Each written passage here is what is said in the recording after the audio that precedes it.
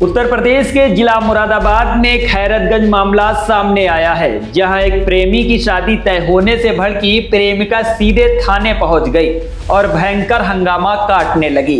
कहा कि जब तक मेरी शादी नहीं हो जाती तब तक किसी भी हाल में प्रेमी की शादी नहीं होने दूंगी।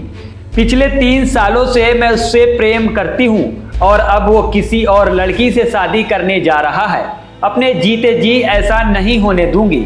थाने में लड़की के भारी हंगामे के बाद करीब 6 घंटे तक पंचायत चली, जिसमें प्रेमी और प्रेमिका के घर वाले शामिल हुए।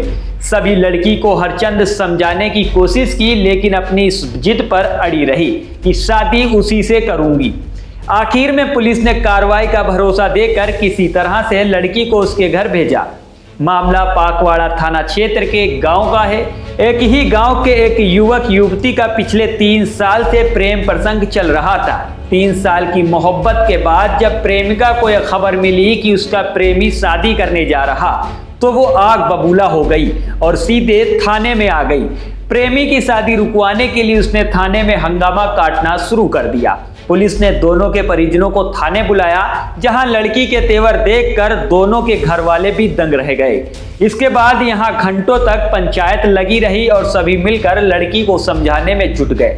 युवती के परिजन इस बात पर सहमत हो गए कि हम लड़की की शादी कहीं और कर देंगे और तुम अपने लड़के की शादी दूसरी जगह कर लो। लेकिन प्रेमिका ने किसी की भी नहीं मानी। बोली, या तो इसी से शादी करूंगी या फिर मेरी शादी के 1 साल बाद ये शादी करेगा। परिजनों के मुताबिक अक्टूबर में उसके प्रेमी की शादी होनी है और उसमें बमुश्किल 1 महीने का वक्त बचा है। इसी बात को लेकर प्रेमिका अड़ गई, जब तक मेरी शादी नहीं हो जाती मैं इसकी शादी किसी भी हाल में नहीं होने दूंगी। आक्रोशित लड़की ने कहा कि जब मैं 3 साल से इसे प्रेम करती हूं तो इसने शादी तय क्यों की।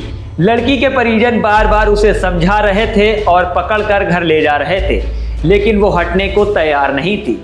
आखिर में पुलिस ने कार्रवाई का भरोसा देकर किसी तरह से लड़की को शांत किया और उसे घर भेज दिया।